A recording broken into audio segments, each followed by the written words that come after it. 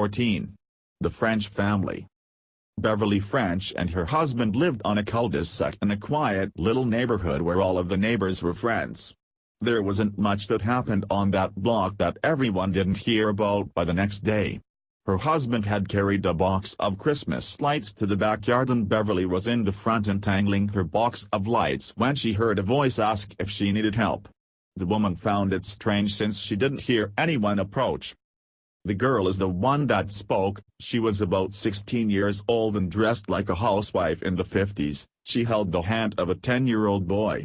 When Beverly didn't respond, the girl spoke again stating that she wanted to help, but Beverly was overcome with fear that she knew was inspired by these two kids. Beverly was reminded of the way that a shark looks at their prey when the girl looked at her, and she knew that they had to leave.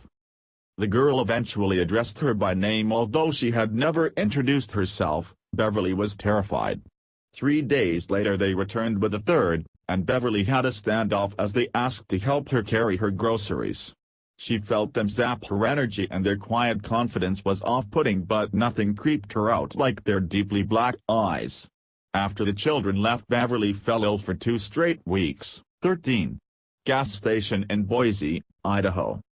A man named Kyle claims to have had received a phone call from his friend who was staying out of town with his girlfriend. The pair had stopped at a gas station to get snacks, and when they were walking back to their car they noticed 2 small children next to it. The kids asked the couple for a ride to a bus stop that was very far away, but the friend was put off by the children. They spoke with a confidence that made them seem much older than they actually were. They also had deeply black eyes. Though they were outside of the car, the young man felt an urge to open the door that wasn't coming from him. The children finally left and the young man called Kyle as soon as they did because he was so freaked out. After speaking to his friend, the young man pulled out of the gas station and was immediately hit by a truck, dying instantly. In the initial inquiry, the truck driver told police that he had swerved to avoid hitting 2 children on the side of the road. 12. Abilene, Texas.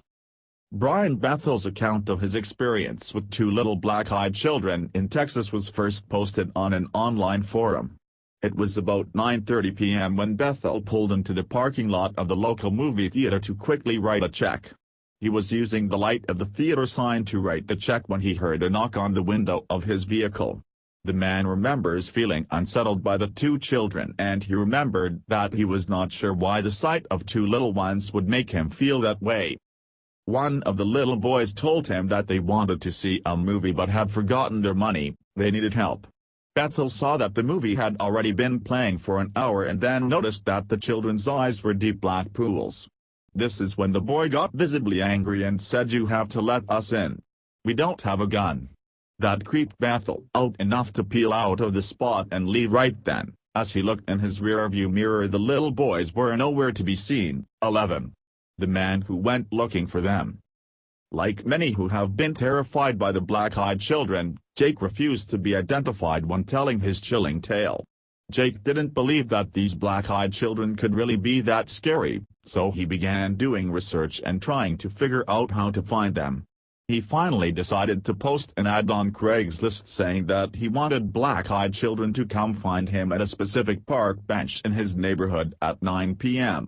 Each night he would go and watch the bench to see if anyone would show up, and each night he would be left without one big sighting.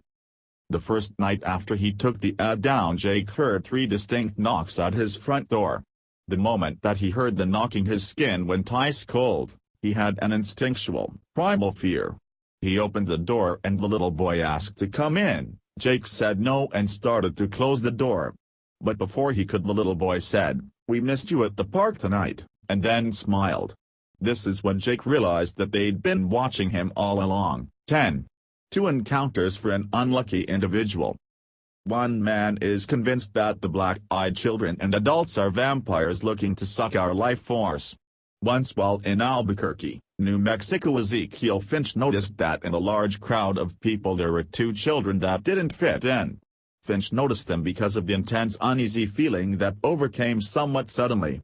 He looked over and saw that the children were in a crowd in the low 30s and everyone's breath was visible, except theirs.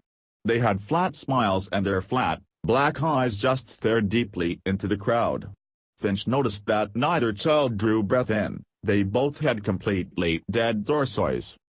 Finch had another experience with the woman all alone in the snow at his door wearing only a spaghetti strap shirt or a mini skirt. Finch warns everyone to avoid the plea of these black-eyed children and to remember that they aren't human. 9. Back to Cannock Chase. Over the last few decades, the little black-eyed girl of Cannock Chase has become a legend, which is why ghost hunters went back to the forest where she lives in October 2015. Haunted finders believe that they have caught the little black-eyed girl of Cannock Chase on camera in a live video feed. The video footage shows a small white outline in a forest as black as night. This is so amazing because the white figure seems to be emanating its own light source, an impossible feat for an earthly human or animal. The team captured this video footage after spending 6 hours hunting ghosts in the forest. Many children were said to have been buried in an unmarked grave after being murdered. Many in Cannock Chase think that the little girl is the spirit of one of those ill-fated children. To lure people into the fields, the little girl giggles and/or calls for help. 8. The Last Tale of Cannock Chase. When this little girl was spotted for the first time in 30 years, many psychics and ghost hunters flocked to Cannock Chase to contact the spirit. Christine Hamlet is a medium and went to Cannock Chase in hopes of snapping a photo of the girl. She used a technique where she took a photo of the water in hopes that the ghost would show themselves in the reflection. What she captured is a photo that could be a spirit kneeling to pray. The psychic also claims that she spoke to spirits in the area and they are looking for help and don't want to move on yet. Hamlet is under the impression that they have a story that they need to tell before they can move on into the light. She also assesses that she could have died in that Victorian workhouse, or it is possible that she passed on from an old disease that used to take the lives of children. 7. Triangle Town Center Mall in North Carolina. Carrie Kistner was on her way home from Wake Tech Community College by Raleigh, North Carolina when she stopped at the Triangle Town Center Mall. The 20-year-old felt strange about how empty the usually crowded mall was, but she didn't question it. On the way back to her car, she ran into an older woman and a little boy that sucked her attention like a deep void. He had black hair and pale skin with bags under his eyes with a very thin face. He was arguing with this woman, demanding something, and she was digging in her purse. The girl continued to approach since her car was nearby the pair, and she noticed that the closer she got, the more uncomfortable the boy seemed to get. As Kistner walked past, she looked up to see the boy staring at her. His eyes were enormous black holes, no iris or whites, just all pupil. She was shaken to the core. At the moment they made eye contact, he just walked away from the woman, but thankfully did not chase after Carrie. 6. An unnamed village in Ain, France. Explorer, writer and investigator of the strange David Weatherly wrote about a 1974 encounter with black-eyed children in a small village north of France in the Picardy region. Two men, Alain and Patrick, were taking a drive to enjoy their day. They left around 3 p.m. Once they arrived in this unnamed village, they felt the need to stop and turn around. They stopped at the last house in the village in order to create a new route. The pair saw 5 strange figures around the home, 3 in the background on the left in the courtyard, 1 walking slowly in the front of the home touching the sides of the building with both hands, and 1 standing smack dab in the middle of the courtyard facing the car. All of the figures were all around 4 feet tall, wearing patched robes that fell to the ground and hair that fell to their waists. Their noses were described as being pressed inwards and their eyes were described as enormous, solid black billiard balls. They gestured to the men to come closer, but they snapped out of their gaze and got out of there. 5. The boy in Massachusetts. Massachusetts man Jim Stills recalls watching a young man shuffle down the road while he smoked his nightly cigarette.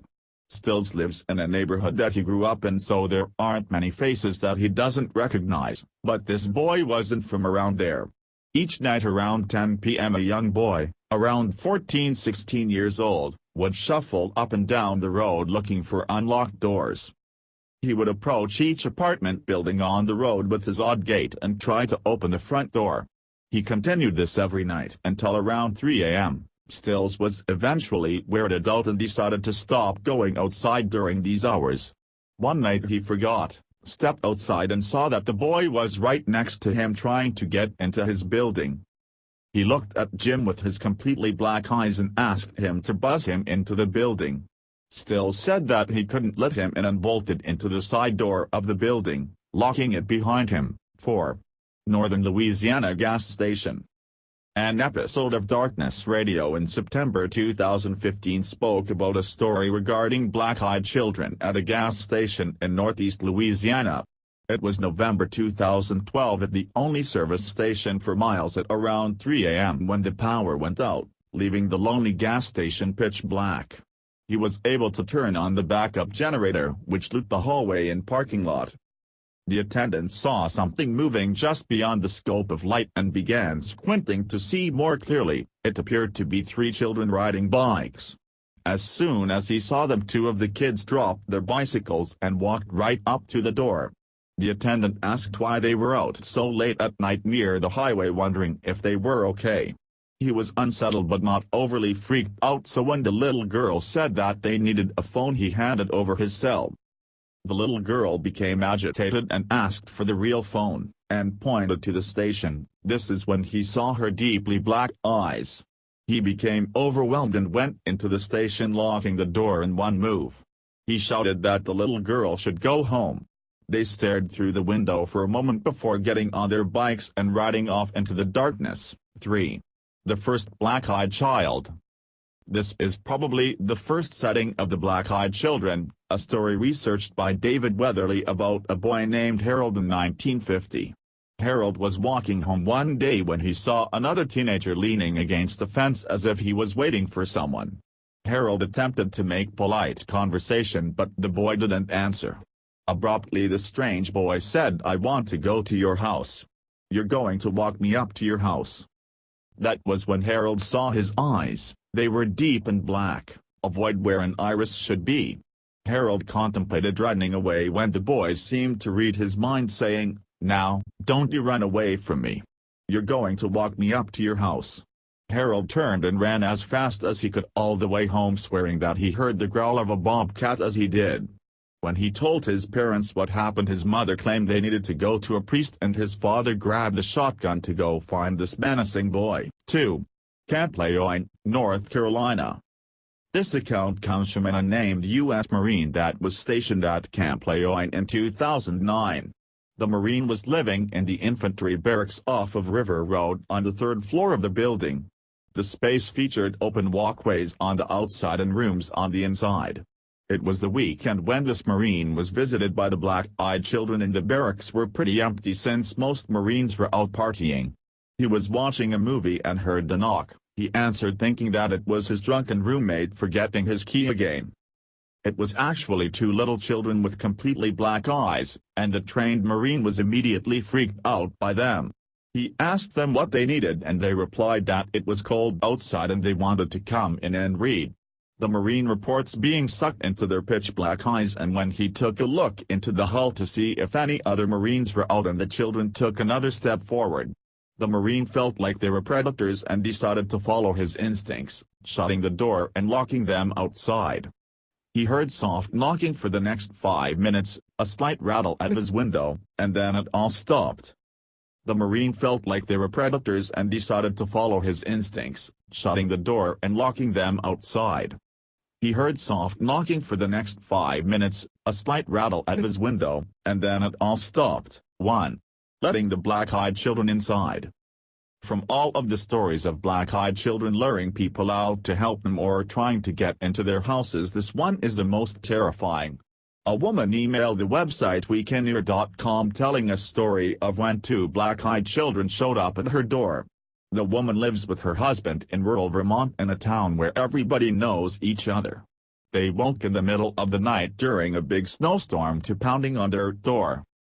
When she peeked outside of the window that concealed what was exactly behind the door, she saw footsteps leading to the door from the road, but not the tar track in sight, but the motion sensor was on. She woke her husband, and at that moment the banging on the door began again. Her husband opened the door and saw two children with outdated haircuts that they believed could have been Mennonites whose parents might have crashed in the storm. Either way, it was their first instinct to let the children in.